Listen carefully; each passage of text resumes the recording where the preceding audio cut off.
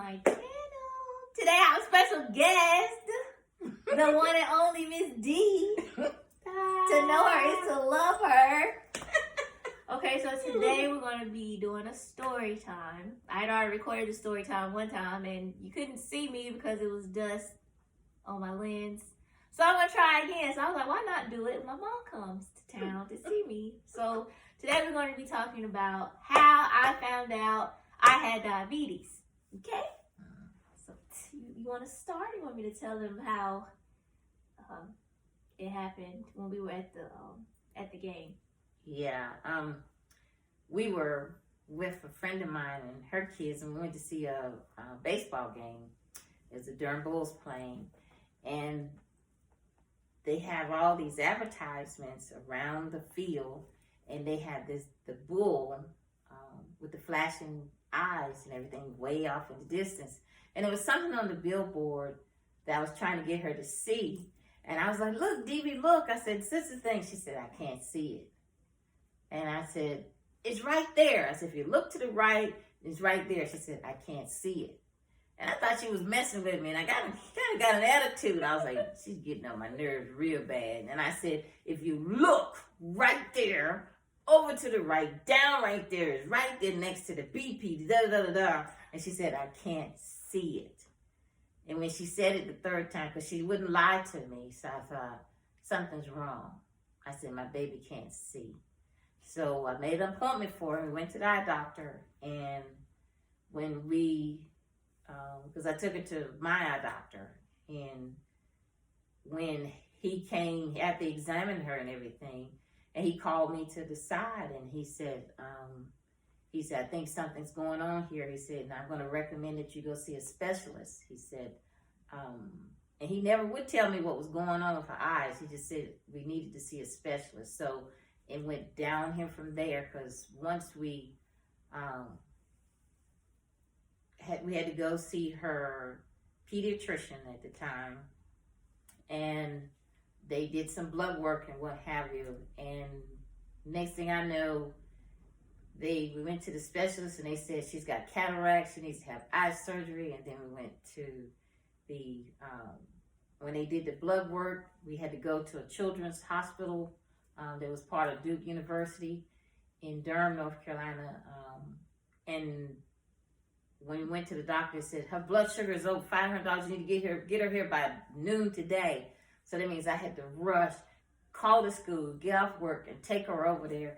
And once I got her at the... they wouldn't let me leave till my blood sugar came down. They sure would. And we stayed there. It was after 5:30 before we left that day. So we were there for over almost 6 hours before. And I never forget that day, because I had to learn how to her to do my insulin. Yeah.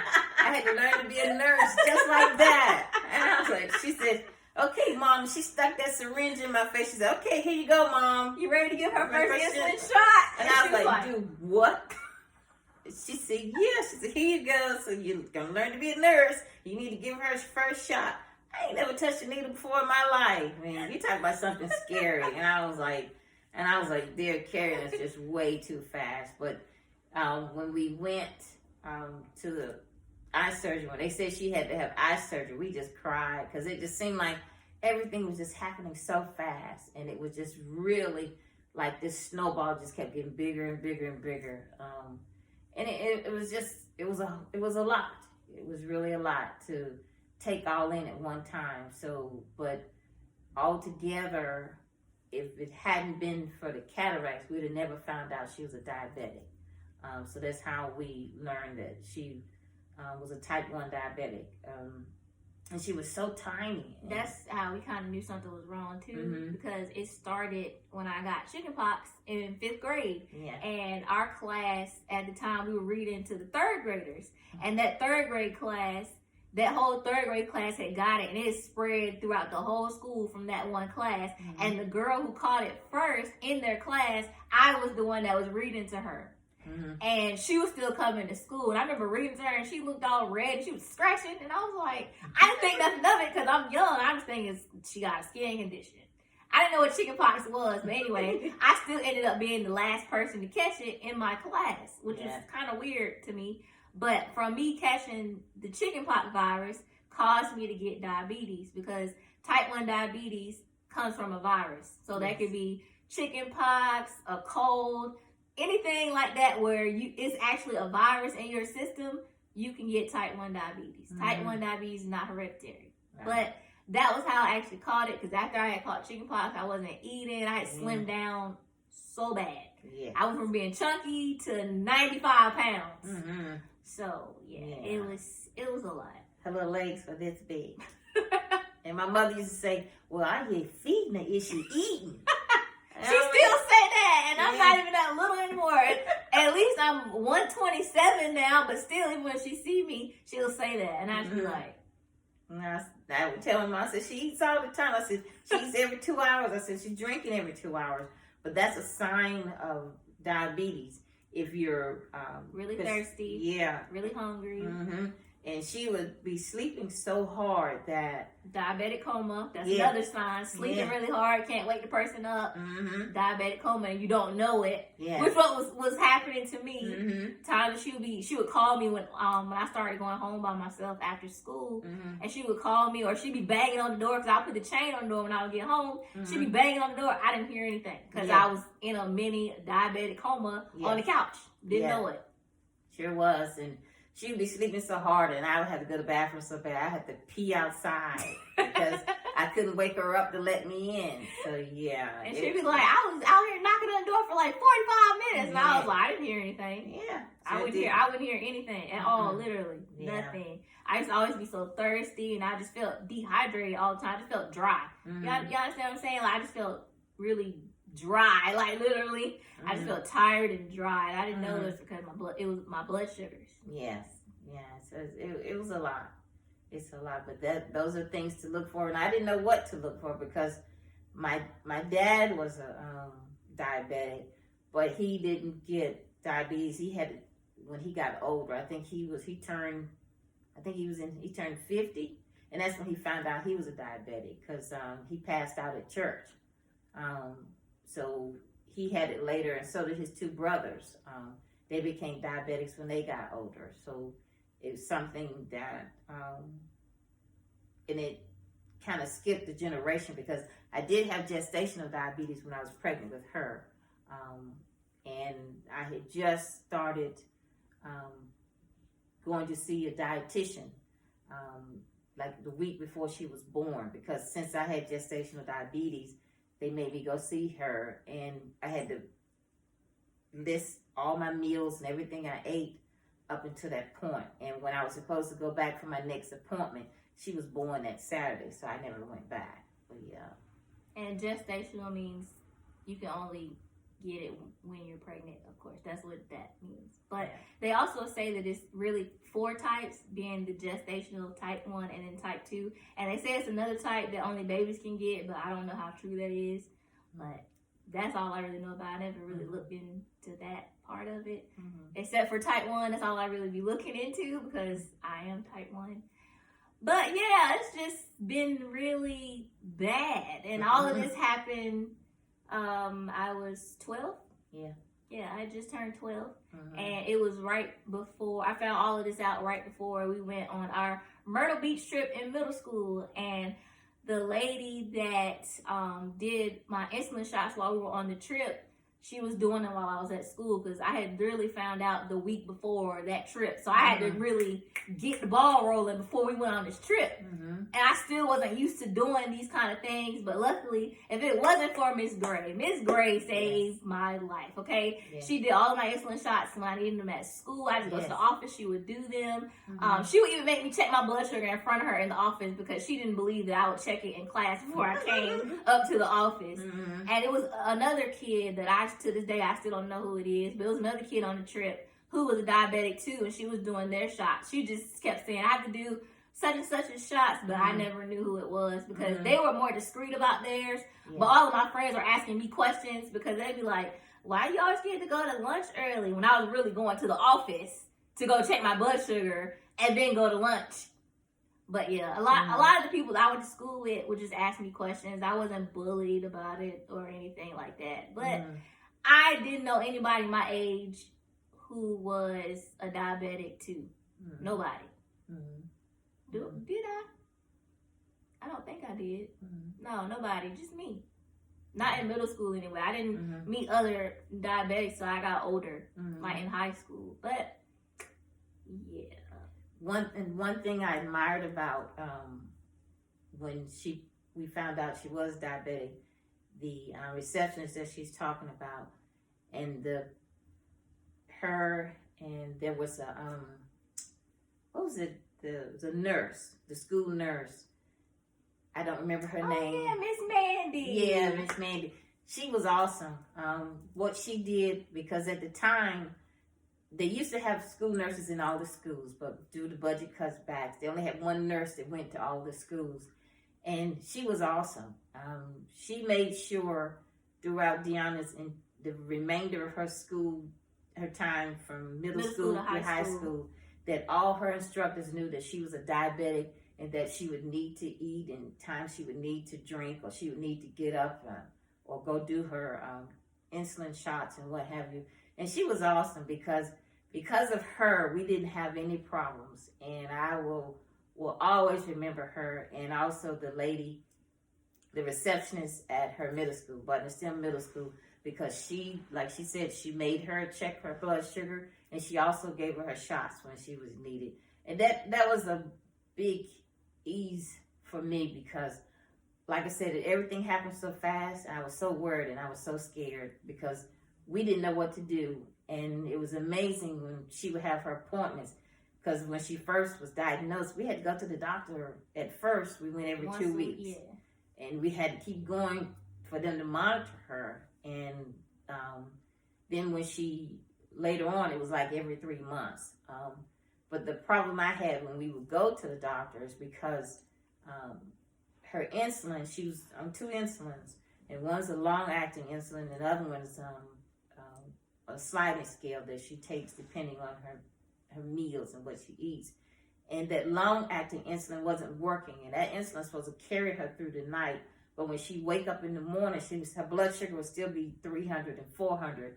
And I'm giving her shots, but what used to make me angry was when we would go to the doctor. They didn't believe us. They didn't believe us. Even now, same thing. Yeah, and they say, well, she's not doing the shots. And I was like, I know she is because I'm giving them to her. So I know she's getting the shots. And it wasn't until 10 years later that we found out that she was on the wrong insulin. That's how my stroke happened. Yeah. Because the insulin wasn't working that whole time. Mm-hmm. And then the doctor was like, oh, I don't know why they put you on the 70-30 insulin because that insulin is trash. Oh, that insulin is trash. Well, if y'all knew that, like, why didn't nobody say that from the beginning? Mm-hmm. But, there was something I was going to say. What was I going to say? Yeah. But all that led up to her stroke. But like I said, and it was amazing to me when we would go to the doctor and see all those little children. There were kids there who were 2 years old and younger who were on insulin. And that kind of tugs at your heartstrings because, and every time we would go, even though we felt like we had a why me syndrome, like, why are we going through this? Yeah. To see those little kids, that was kind of it's make very emotional. Yeah, it was really emotional. It's like for them to be that young, and it's like this is their normal. Yeah. But at the same time, you like sickness don't have an age. Yeah. I get tired of people telling me that. They're like, oh, you're so young, and I'm like, okay, so what they got to do with it? Yeah. Like that doesn't even make sense, but it does, but not really. It's like it hurts you to see a baby wearing glasses. Yeah. Who has diabetes going through that, and you're like, they're just a baby. Yeah. Like, they can't even talk yet. Yeah. And they don't know what's going on. They just know you stabbing them with a needle. Like, that's... Yeah. I couldn't imagine, like... Yeah, I couldn't either. And there was a lot of young mothers there who had children and who had physical and mental disabilities. And I kept thinking, I was like, Lord, I'm so grateful that we weren't to that point, and that Deanna found out later, because I don't know if I'd have been able to handle it if she had been a baby, if she'd been a toddler, and we found out she was a diabetic, because I freaked out when they shoved that syringe in my face, so I can't imagine how I would have been if she had been 2 years old and they were like, "Hey, mom, you got to be," no. But I was a fat baby anyway, so I think I probably had diabetes all along and just didn't know it. But that's just what I think. But maybe not. Yeah. But like I said, type 1 comes from a virus, so I don't think I had it when I was little. But at the same time, when I was younger, before I had caught chickenpox, I used to eat and drink all the time. But I was having those signs before I even caught chickenpox, so it made me wonder, is that really what happened? Or had I already caught it from a previous cold before that, and then the chickenpox just knocked me off my feet? Like, what was it? I don't know. Yeah. But when I was at my grandma's house, my grandma used to let me eat anything I wanted. Cookies, ice cream, Sprite, mac and cheese, everything that I'm not supposed to have too much of, I could have it at grandma's house. And then even at my parents' house, it wasn't don't eat no more of that. It's like, you want some more? Yeah, I'm going to eat it. My mom would cook bacon. I would start eating the bacon before the bacon cool off. So, that's how I grew up, eating. I always been fat. Like, I had to learn to cut back on bacon. So I'm telling you now, if you have somebody who just loves bacon and would just constantly eat it, I learned to cut the pack in half, and that's the only way the bacon would last in our house. Because like she said, she would eat so much of it that I had to cut it back from her because she was a chunky child. Good, no, she was chunky. I still got some clothes that I can fit from that age. I still have them. Like, not most of them. I have a couple items. A couple pairs of shorts, jackets, shirts. I still have, and I can fit them. Yeah, I still fit them. Yeah. But the other thing, when we found out she had to have her eye surgeries, because she's had 5 total. The first one, we cried because all I kept thinking is they're going to go in my baby's eyes. And I was thinking, I'm going to go blind, I'm going to go blind, I'm going to be able to see, I'm going to be blind. Oh, goodness. But there were so many little babies around there who were wearing glasses. And some of them weren't even, they were barely a year old. They were wearing eyeglasses. Couldn't hold their head up. Yeah. Some of them couldn't even hold their head up yet. Yeah. Like, they were just a couple months old. I never forget this one baby I saw. She had the little pink glasses, and she was barely holding her head up. And I was like, and she trying to pull her little glasses off. I was like, oh. Yeah. Some of them were so cute and so sweet. But the first one, eye surgery, was fine. It was was it that one or the second one they had to go in your eye again? It was the second eye. Yeah. The first, they operated on my right eye first because it was the worst. Yeah, because her vision was, she was legally blind because her vision was like 20 over 400. Yeah. And the other one was like 20 over 80 or something like that. It wasn't quite as bad, but the cataract was just that bad. So they operated on that eye first. And then when they did the surgery on her second eye, the first 2 surgeries, they actually cut my eye. Like, so they actually cut it. Yeah, to remove the cataract. Yeah. And this, like the little lens, like your eyeball is shaped like this in the front.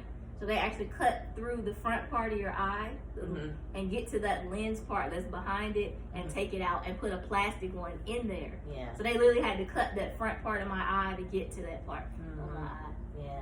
And if you look at her eyes in the sunlight, she looks like a cat.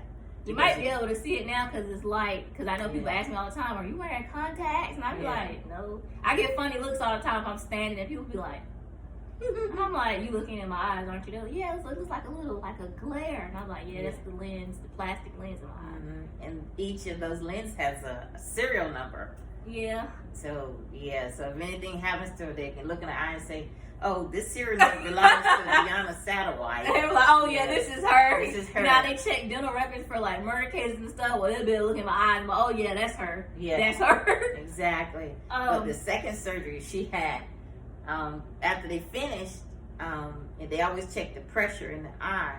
And when they went to check the pressure in her eye, it was so high, they had to go right back into her eye again. Because I couldn't see anything. When she took the bandages off, all I saw was just a white light. So it was just imagine somebody shining a flashlight in your eye. That's all I could see. And she was like, can you see me doing this? All I could see was a shadow going up and down over my eye. I couldn't see anything. She was like, well, we're going to take you back into surgery right now. I'm like, right now? Yeah. I got so scared. I was shaking and sweating. because I did not want them to cut my eye again. Mm-hmm. Because at first surgery, the only way I could find comfort when we got home that day before, because it was literally the next day. You had to go back the next day to take the bandages off. Right. And when they had did my surgery the day before, and I was trying to sleep once I got home, everything made it hurt. Every bump in the road on the way home, me just walking, everything was painful. Breathing was painful. And the only way I could find comfort where it didn't hurt was to sit with my head down. So I was laying on the floor in the living room with my head down. I know that's weird because you're thinking the gravity's pulling blood down in your eyes, it's gonna hurt more. No, I didn't feel anything. But as soon as I would turn my head, I was like, ah! I had to keep my head down the whole time. Yeah. So that was rough. That was really, really rough. You remember when they brought her back from surgery, one of her surgery, and she was nauseous. And I was sitting there, and then the nurse or whoever was trying to tell her, be ready, she might get sick. They gave her this little pink pan, like they always do in the hospital, you know, little pink pan. And she's sitting there, and I was sitting there like this. I was like, because they had me sitting straight up, because I couldn't lay back from after having the surgery. So I was sitting straight up. And she's sitting there with the pail, and I was like, I feel sick. She's like, what? I said, I feel sick. She's like, what you say? I was like, and I was moving so slow. I was literally like, and I was like, oh. And she's trying to catch it, and I was like, it wasn't like a throw up. It was really just like dribbling down my face. But to me, it felt like I was heaving. But I was still coming down on anesthesia. So it's like everything in me was moving slow, including my vomit. I don't know why. But I was just like, and she just like, it wasn't that much saliva. Her mouth was just so moist. She just had all this liquid. It was so funny. But my stomach was like trying to throw up, but I never did throw up. Cause I just, on the inside, it was really going like this, but nothing was coming out. Nothing. That was funny. And I remember too, after I had came to a little bit more, it was a baby next to me in the recovery room. They had him in a crib. That baby had just had their cataract surgery too. Yeah. I thought that was terrifying. I'm like, why? I mean, I understand because they're a baby. I feel like it's better to do it when they're younger. But at the same time, I'm like, how do you know that they really can't see? You know, like, how do you get them to sit still long enough to look in their eyes? Yeah. Because, you know, you got to sit there and look in the machine and all of that. I don't know. I just felt like it was weird. Like I said, once again, sickness has no age. But I just felt like, that's a baby. Yeah. Like, I mean, if they would have waited till the baby got older, the baby probably been blind. It would have been too late. But I don't know. It was just weird seeing those younger kids because I was thinking I was going to be the youngest one in there. Yeah. I really did. And I walk in there and we see they holding lap babies. Yeah. Like, it was weird. Yeah.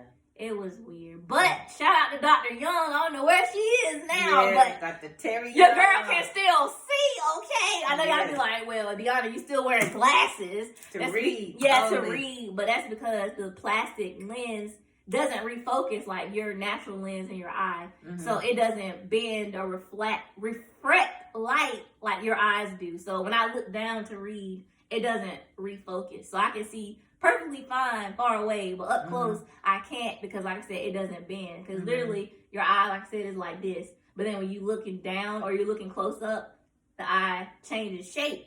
My eye doesn't do that on the inside anymore. So that's why I need the glasses so I can see up close. Yeah. I always tell her, she would say something, and she said, "Did you see that?" Or something. Oh, it's an ant right there on the ground. I'm gonna be like, where? And I Right there. Where? And Right there.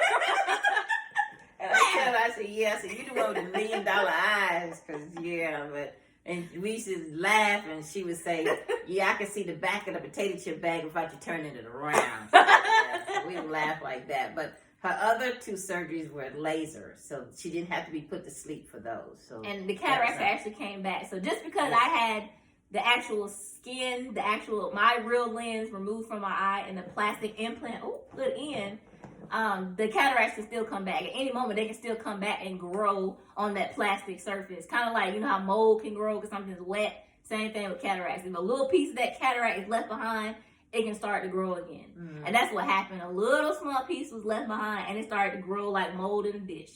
And they had to go back and take the laser and pretty much just zap it. Just zap it. But that was scary because I was awake. Like for a few of my other surgeries recently, I was awake for that. I had to sit with my head in this machine, and the man was like, okay. So he put this clear goop on this little plastic thing, stuck it in my eye, and said, okay, what I need you to do is look right here in my ear and don't look away. If you look away, you might go blind. Okay, Miss Satterwhite, you ready to start? I said, okay. I said, boy, I was sweating so bad, and my mom and my dad was out in the hallway, and then as soon as he got done, pulled that lens out, wiped my eye, I blinked a little bit and wiped the rest of the goop out of my eye, I could see. Like nothing had happened. Like I walked out of there, I could see everything like I could when I first had my first cataract surgery. Amazing. I was like, whoa, it was scary, trust me, but it was amazing. I was like, wow. I can see, Mom, look, the bug, look, the sign say. I was reading every sign on the way home. Yeah. Down 85. Sure did. And that was amazing because but every time she had her eye surgery, I had to buy another pair of glasses. So once she had the surgery, we had to go get her eyes checked, get another pair of glasses, because of course she couldn't see because her eyes had been corrected. So they would fix that lens, and then she would wear those glasses, and then wear those until she had the next eye surgery. So so we spent a lot of money on eyeglasses. I still have all those glasses. I have every single pair. Yeah, there's a lot of money. And I was already wearing glasses when we was at the Durham Bulls game. I was wearing a little pink pair of frames. I still have those frames too. But yeah, I was already wearing glasses. I had been wearing glasses since 3rd grade. Yeah, been wearing glasses since 3rd grade. But so that's another reason why I was thinking maybe, like I said, I had already caught diabetes from another cold or virus before then because I was already having vision issues. But yeah. And see, when she was a little girl, she wasn't sick. And I used to say, I'm paying health insurance and I don't have to use it. But once she got the chicken pox, her health went downhill just like that. Because it was, like I said, it was shortly after that she got the diagnosis of the diabetes and everything else. So yeah, but it's been a journey. It's been a real rough journey, and because the year she had a stroke, it was in October 2015. She'd already been admitted to the hospital twice before that. October 17th, 2015, 7 days after my 23rd birthday. Yeah, and she'd been in the hospital in August, and she'd also been in the hospital in June of that year. And it was in June of that year, that's when we found out that she was on the wrong insulin. And she had been for the past 10 years. Now, how were we supposed to know that? Because all we were doing is using the medication that the doctor told us to use. So for them to tell us when she had her stroke, it's not working. It's not working. He said, I don't know why she's on this insulin because it's not working. They didn't come to that conclusion until once again, like all the many times before, and even now when I go to the doctor now, are you doing your shots? Are you doing your insulin? Because your blood sugars are still really high. And I'm like, yes. Yeah. I don't miss a shot. And then it was like, well, it has to be something. And then it took that one doctor to say, well, we don't think the insulin is working for her body anymore. I said, well, what was the first clue? When I came here on the ambulance, not breathing for 25 minutes, and my blood sugar is over 2,000, what was your first clue? Yeah. I mean, like, I don't know, but... That was a rough 9 days. I wasn't in the hospital 9 days. I was in the hospital for 5. I'm talking about when you had your stroke. And when she had her stroke, and I had just come to visit her the day before, and I couldn't get her to go to the hospital. And she looked anorexic. I could see her hip bones. Collarbone, my hip bone, my ribs. She looked real sickly. My face was sunk in and black. Her eyes was black. It looked like my eyeballs was just sitting there. Yeah. And I couldn't get her to go to the hospital. She wouldn't go. And so because I was not going. It's not going for them to go poke and prick me and they send me home. We don't know what's wrong. Okay. So we I left and I came home, and the next day. She came to bring me and my cousin to the grocery store because I was still living in Greensboro at the time when I was in school the first time. And she came up here. I said, "Mom, I need you to come take me and Maya to Walmart because I don't feel like driving. I don't feel well." She said, "Call Uncle Warren." I was like, "He at work." And I was like, "Can you please just come?" And she was like, "Okay." So she came that Saturday and took us to Walmart. By the time she got there and took us to Walmart, I was sick. Yeah. I was hot.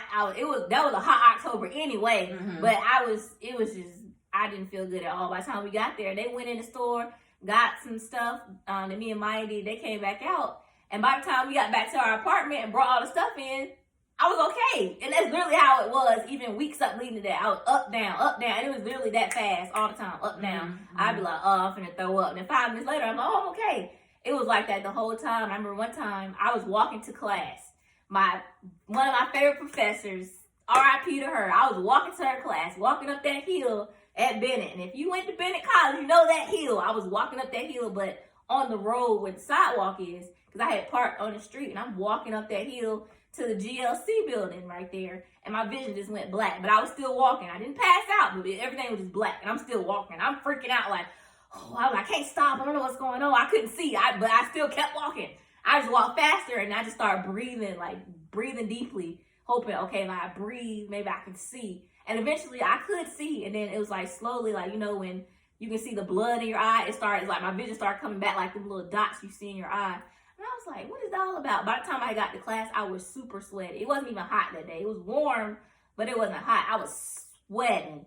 I went and put my stuff down. I went in the bathroom trying to block myself down because I didn't want my teacher to ask me, "You okay? What's wrong?" And I'm just like, "Oh my gosh, look at me." I'm like soaking wet. Like somebody poured water on me. And I didn't think nothing was wrong, but come to find out, that's a sign of a stroke. So I could have already had the stroke before they think I actually had the stroke when they found me passed out. But yeah, so that happened to me about maybe 5 or 6 times before she even came to take us to that Walmart. It happened about 5 or 6 times. And I remember calling to tell her every time it happened. And then one time I was in my bathroom, and the way our apartment was, the wall to my bathroom was the wall to my cousin's bedroom. But her bed was on the other wall, and her TV was on that wall that my bathroom wall was on. And I went in the bathroom, and I went in there, and I remember having my iPad in my hand, because I was going to take a shower. I'm playing music, and I went in there. When I walked in the bathroom, cut the light on, I fell, hit the toilet. My head didn't hit the toilet. My elbow hit the toilet. And my cousin said she remembered hearing something hit the toilet, but she said she didn't think nothing of it. She said all she thought was, what was that? It was me. I had fell out in there. Like I was passing out as I was falling down, but as I was falling, I was waking back up. So I caught myself before I fell and hit my head on the toilet. So I remember all of these things happening leading up to that day when she came to take us to Walmart. But like she said, she came and took us. She ended up staying the night. She kept asking me, "Do you want to take you to the hospital? Deanna, you want me to take you to the hospital?" I was like, no, Ma, I'm not going. And Maya didn't say anything. Maya just in the back minding her business. And I know she probably was like, "You really need to go to the hospital." But she didn't say anything. Then she ended up going to church the next day. My cousin Maya, she went with her friend. And so they were gone. And my other roommate was still there. And my mom left early that morning about 6 o'clock. Because y'all know Miss D, church van lady. She had to leave to go drive the church van. No, I left the day before. No, you didn't. You left that the next day. You left that Sunday morning. Okay. You left early that morning. It was like 6 a.m. He was like, "DB, I'm here ready to go." He was like, "Come lock the door." And that's when I got up. And I walked you to the door. And these red chairs, I had one of these red chairs by the door. I remember after walking in the hallway to let her out the door, my vision went black and I could not see, and I was breathing really hard. I couldn't catch my breath. So I sat down in this chair at the door. I just sat there for about maybe a minute, and then my vision came back. I stood up, walked down the hallway, got back into bed. I remember getting up to go to the bathroom twice. And after that, I don't remember nothing else. Because that was when I fell out in the floor. But my mom, like I said, she always lets me know when she get back home. And I didn't respond to her saying, "Made it back safely." I didn't say anything. So she told Maya to go check on me. And she told my mom, "Miss D, I'm at church with my friend. I'm not there, but Bree is there. I'll ask her to do it."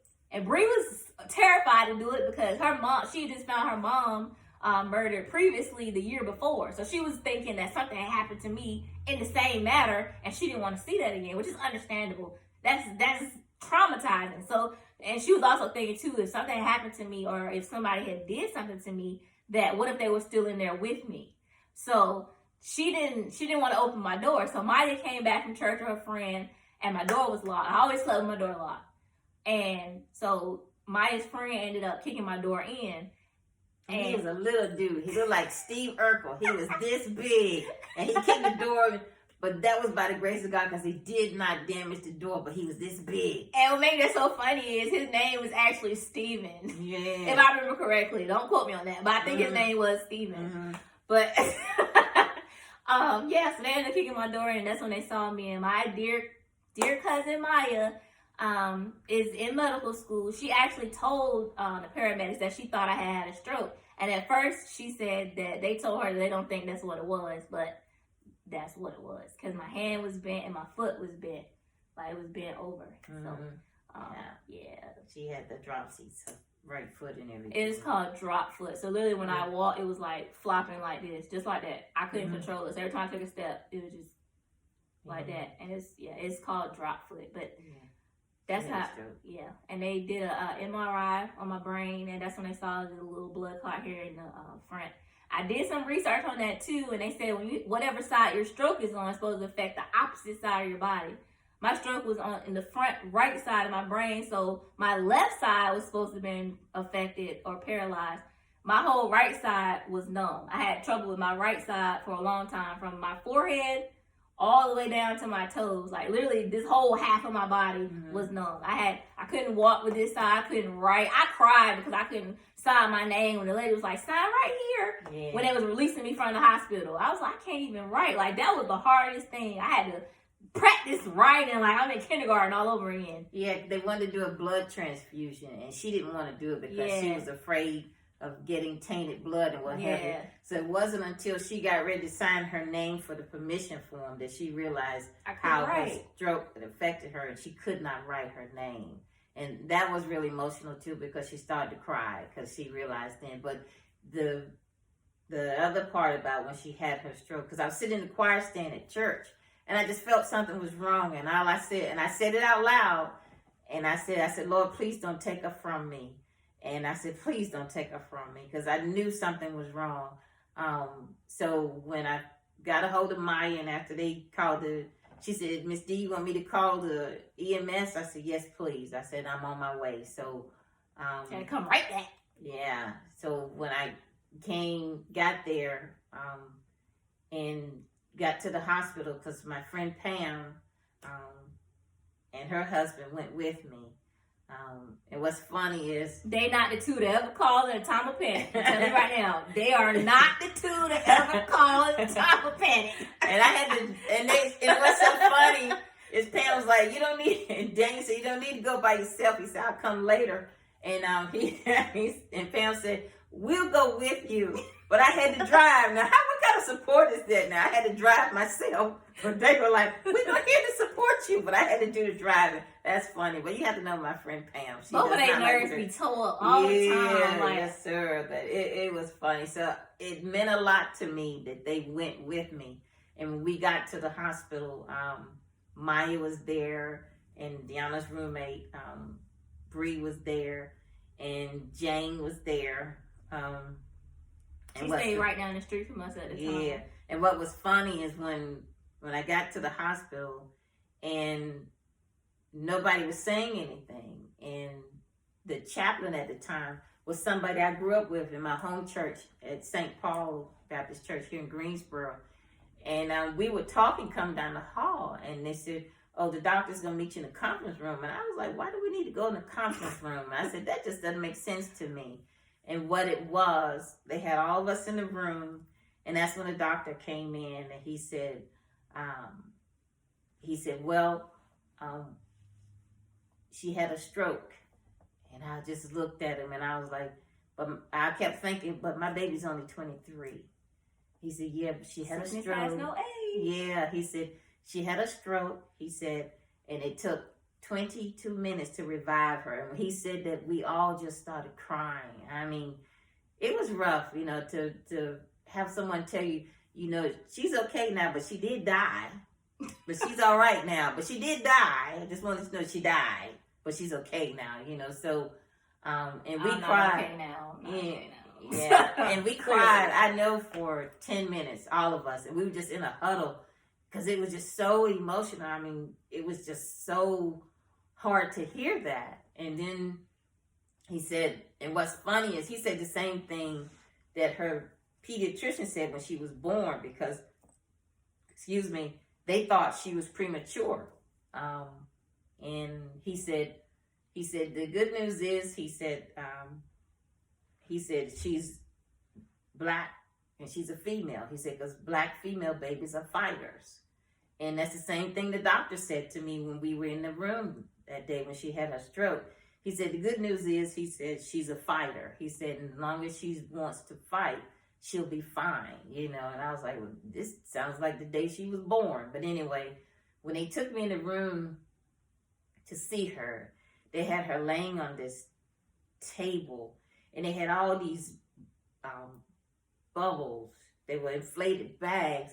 They were trying to bring her body temperature up. And she was laying on this table, and all I could see was her head and her hand. And her hand was sticking out like this. And when I called her name, and her eyes would roll back up in her head. And I said, Debbie, I said, it's Mama. And she could hear me, but she couldn't move. The only thing she was doing because you were twitching your hand. And I was saying, Deanna, and I said, Debbie. But it was so hard, and I didn't think to take a picture, but she looked like it was a mountain. I wish you would have. It was a mountain of these inflatable bags. I mean, you couldn't even see her because she was so little. Had like water in it? I don't know. There was something they had that was heating, bringing your body temperature up, but they were piled this high on top of her body and stuff because you couldn't see when you walked in the door. You couldn't even see her. But like I said, her hand was sticking out, her right hand, and it was just when I called her name, she was twitching like this. But that was I was probably waking up then because I remember stuff after that. I didn't remember anything before that. Mm-hmm. Like I said, when I remember going to that bathroom that second time, and that was it. I don't remember nothing after that. Mm-hmm. But I do remember starting to wake up. But the first person I remember seeing was Jane.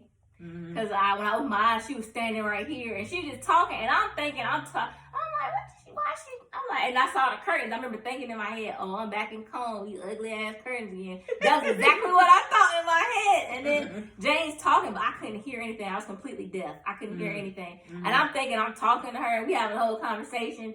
And I remember thinking that I'm saying, I can't hear you for some reason. And I remember trying to lift her to like hug her. They had me tied to the bed, but I didn't know that. Yeah. But like I said, I'm thinking these things, like what's going on? And I remember seeing, and then off in the distance, I saw my cousin Khadijah and my cousin Maya. I remember seeing Tony, and I remember going back to sleep. I remember opening my eyes again, and then Jane started talking again. But I couldn't tell you nothing she was saying. Like I said, I was completely deaf. Yeah. And then tubes everywhere. Yeah, and I remember going back to sleep again. I remember opening my eyes, seeing my cousin Tamisha. And it's Tamisha. Going back to sleep. And I opened my eyes again. And then Tony standing there crying. And I'm like, what? Everybody's so sad. That's all I remember kept thinking. I was like, why everybody's so sad? Y'all know I've been in the hospital all the time. I've been out of the hospital since I was 13. This ain't nothing new. It's like what, 10 years? Calm down. That's what I was thinking. Oh, everybody's so sad. I was so confused. And I went back to sleep. Then I remember waking up another time, seeing my dad at the foot of my bed, my Aunt Carolyn, and my cousin Tamika, and my Aunt Jackie. And they were just talking. My dad was sitting there with the face, and he had the, because that's what he said. And he was like, and then my Aunt Carolyn said, like that. And I know that's what they were saying, because I know their voices, but I couldn't hear them. I still couldn't hear anything. Then later on, when I actually woke up all the way, I remember having to go to the bathroom. And I had this nurse named Fred. I didn't like Fred. I hated Fred. And I remember waking up, and I was like, oh, I got to pee. And I remember sitting up, and there was another nurse in there. I don't remember her name. And she was cleaning up and all this up under the front of the bed down there. I didn't know what she was doing. And I said, I had to pee. I didn't really have no voice because they had the tubes down my throat, but they had pulled them out because apparently I had woke up before that. And I was like, I have to pee. Because that's how I sounded. I was like, I have to pee. I have to pee. She's like, what'd you say? I was like, I have to pee. I have to pee. She's like, oh, no, honey, go ahead and go. It's okay. I was like, no, I have to go to the bathroom. And the bathroom was right right there in my room. So I'm pointing at her. I'm like, no, the bathroom, go to the bathroom. She's like, no, honey, it's okay. Just go ahead and go. Or you got to do a number 2. I said, no, I have to pee. She said, just go ahead and go. I said, what you mean? She's like, you have a catheter in. It's okay. Just go ahead and go. And I sat up and I looked down. And sure enough, there was a tube coming out of me. I said, and I freaked out. Like, I was like, oh my God, it's a tube in me. And then she said, yeah, girl, it's okay. She said, honey, it's okay. And she held up this bag with my pee in it at the end of the bed down there. She was like, yeah, it's okay. And she just jiggling it. And I was like, I'm freaking out. Like, I'm like, what is going on? I'm still confused because I don't know what's going on. And she hangs it back on the bed, walks out the room. And then I'm just sitting there. And then Fred comes in. And I was like, where's my mom? And he was like, huh? I said, my mom. Yeah, you call my mom. And he was, oh, yeah, I'll call her. And he goes to the nursing station. I could see him because where my room was, I could see the nursing station. So I saw him sitting there. And he called my mom. And she came back. That's when she told me what happened when she came back in the room. Yeah. I said, what happened to me? Yeah. That's when she told me what happened. But yeah, it was just confusing. I'm trying to figure out why everybody's sad. Everybody coming up to the bed crying. But I don't remember seeing nobody else. I don't remember anything else besides what I just told you. That was all that I remember. That's it. We had the waiting room packed.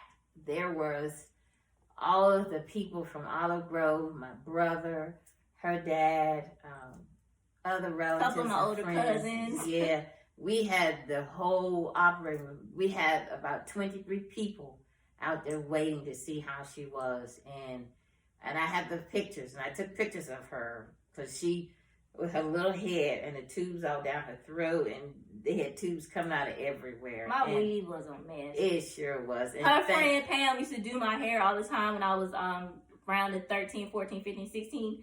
And so she came a couple days later and actually cut my weave out. It was a mess. Yeah, it was. It was a mess. Because by the time they finished rolling me around and all that hair was unrecognizable. It was. It didn't even look like the same brown, pretty hair. It didn't. And I love that hair so much.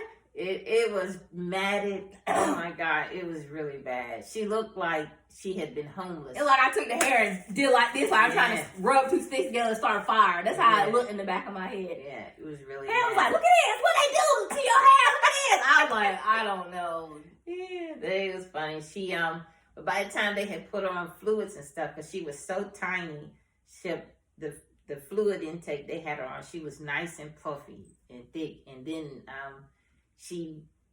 it was funny when she was in a coma, they had her sitting up, and she was, like I said, every now and then she would open her eyes. And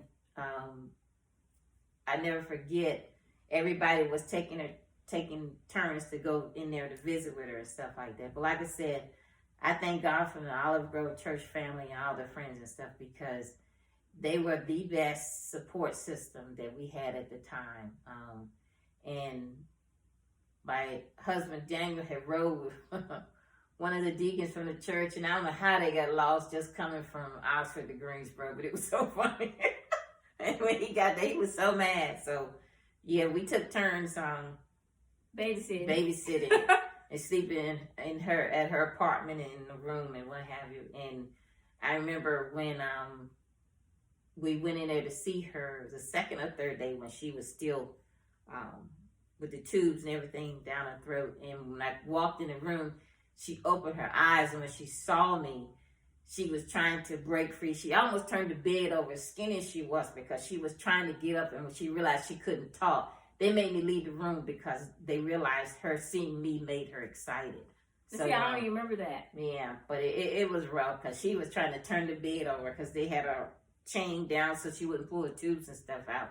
But she still kept trying to talk with the tubes down her throat. I remember seeing Daniel. Yeah. I remember seeing him, but I don't remember seeing her. Yeah, she did. But she looked at me and started fighting. So they made us leave the room. So we went downstairs, and I never forget, Daniel prayed, and we prayed and everything. And I just make sure it's still recording. And he prayed over her again. And we went downstairs, and while we were downstairs, they called us because she woke up after he prayed for her. That was when I had asked. Yeah. I had asked Fred to call for her. Yeah, because she woke up after he prayed for her. we went downstairs and because they had a Subway downstairs, and I didn't eat anything. And it was then that they called and said that she wanted to see me. So that's why I said prayer works, because it was just really scary. And to see her like that, it was, I don't know, it was rough. And that whole week that I was there, she was there for almost 9 days. I had to go buy me some clothes. No, was it? I thought it was about 9 days. Because the other times it was only like 3 or 4 days. Because that was the longest you'd ever been in. And they kept moving her around in the hospital also. And once they gave her blood transfusion, she broke out in all these little... It was 8 days. I left on the 25th of October. Okay, so it was 8. So yeah. I was thinking it was 9. I went in on the 17th. Mm-hmm. And I left October 25th. Yeah. It was like, but after they gave her blood transfusion, she had these little bumps all over her neck. Things was itching. Yeah. You know them little water bump looking things that people be getting on their hands. I had it all on my neck, but it was real little. They were like a bunch of little pimples, and they was popping. Yeah. And little fluid was coming out of them. It was so itchy. And I think it was so itchy. We weren't sure if it was from that little cheap stuff they give you in the hospital to wash with. Cause her and Pam, I call Pam my other mama. So her and my other mama, they was washing me up with that stuff. Yeah. It smelled bad to me. Yes. I don't like it. Yeah, and it was itchy. And then I started itching, but it was around the time like she was about to say when they gave me the blood transfusion. So we don't know if it came from the blood transfusion or that body wash. Because they had put it all on me, but where they had put it at was where I had the rash. On my neck, under my arms, my butt. Everywhere they put that wash is where I had the rash. Yeah. So I don't really think it had anything to do with the blood. Because even though that's what I was afraid of, I don't think so. Because the blood was going in my veins, not on my neck, under my arm, my butt. So, yeah, I was like, what do I was like, why I'm itching? Because I remember I was laying on my left side. Like I said, my right side was messed up from my stroke. Like I was like numb. I wasn't really paralyzed, but I was like numb. And I was just like, oh, I'm itching. I'm scratching my butt. I was like, my butt feel bumpy. And then I'm scratching my armpit. And I'm like, why my armpit feel bumpy? And then I'm like, oh my God. I was like, Mom, this on my neck. And then she was like, yeah. And she did a video and showed it to me. I was like, I'm finna throw up. But I was trying to stay calm. I'm finna throw up. I'm finna freak out. I'm finna freak out. I'm finna freak out. I'm finna freak out. I'm finna freak out. I'm finna die again. Like, calm down. And then when I told her, when she asked me, she said, what happened to me? And I told her she went into cardiac arrest. I said, it took them 22 minutes to revive you. Because she died on the way to the hospital. And the hospital is not even 6 minutes from her apartment. Where I was staying at the time. Yeah. And she said, I died? And I said, yeah, we cried. Baby, you died. And I said, yes, baby. And Daddy was sitting in the chair knocked out. He ain't know nothing else going on. Yeah. He was sitting right beside me asleep. Yeah. And we cried for 15 minutes. Once I told her what had happened. That was the most painful cry because my throat was so dry. Y'all ever had a dry cry? Yeah. That was a painful cry. I was like, okay, we gotta stop now because my throat hurt. It was different. It was just something I don't want to experience ever again. And then once I got her home, I had to do all her physical therapy because of her feet. She had the foot was dropping, her wrist and her hand. So it was a lot of work. I couldn't turn my foot. See, I'm turning my foot now. Once upon a time, I could not do that. I used to just go like this. Yeah. And then when I went to that neurologist, and he asked me to stand up, touch your toes, touch your nose, touch the floor, stick your leg out. I couldn't stick my leg out, and I couldn't turn my foot. But now I can. See, I can do it now. It's still kind of weird. I don't have full control over it, but it's better. At least I can walk now. Yeah. So I had to push around in a wheelchair. We still have a wheelchair. That was some goofy times. That's a story for another day. That's because she goofy. Her with a wheelchair. That's going to Walmart. Story for another day. That's because she goofy. That's why she laughed. Right. And something always happening to us when we be together. Something always happening. Oh my gosh, that was funny. I remember before Running into the wall, all kind of stuff. It was funny. right before I started back walking good, I was just gradually starting to get back out of the wheelchair. Mhm. And I'm trying to get out the car one day. Once again, we at Walmart. We was always at Walmart. And so I'm trying to get out the car. I'm struggling trying to get out the car. Like I said, my right side, this side has to get out of the car first. I'm trying to get out the car, and she's standing on the ground, just waiting patiently. And I'm looking at her and like, and she said, "Oh, I'm sorry. I don't know what I was thinking." I said, "Clearly, because I don't know where her mind was, or if she was thinking, oh, she's getting better, she got it, I'ma just wait patiently." She was just thinking, I guess she was just thinking, I got it, and I was back to normal Deanna again. I don't know what she was thinking, but I was just like, she said, you need some help? Yeah. And then she gonna laugh, she like she doing right now, all through the store. Like, it was just so funny. Woo, we had a time. She goofy. See? I'm trying to steer and we running into stuff. Oh my gosh, it was funny.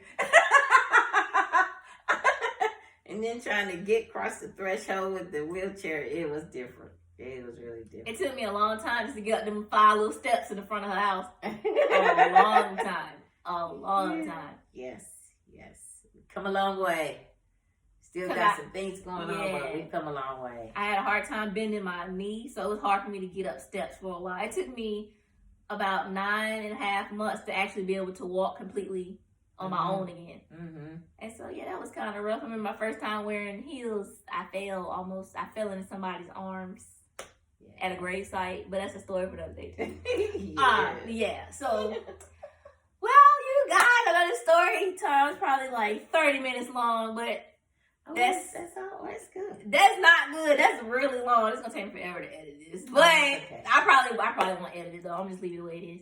Mm-hmm. But I hope you guys, if you stayed to the end, I appreciate you, because this is the longest video I've ever done. And when I recorded the first time, it was only like 10 minutes, and I was like, this is terrible. It was terrible anyway. So even though that dust is over the lens, I was gonna redo it anyway. But like I said, if you stayed to the end, I appreciate you. Okay. Yes. I hope you continue to stay for this journey, because I have so many more stories to tell y'all. Mm-hmm. So much stuff to complain about in my clinic. So many texts to complain about in my clinic, stuff like that. My transplant team to complain about them too. Everything. I have so much to tell y'all. But I appreciate you all for watching. Yes, thank you for your support. Again, this is my mother, my biological mother, my handyman. She do everything for me. If I need something done around my apartment, when she come back to Greensboro, I ask her to do it. If I know she can do it, I ask her before maintenance. If I know something maintenance they can handle, I let them do it. Mm. But she does everything for me, okay? Okay, you guys. Thank you for watching. To know Miss D is to love Miss D. Everybody say bye. She'll be back another day. Thanks for watching.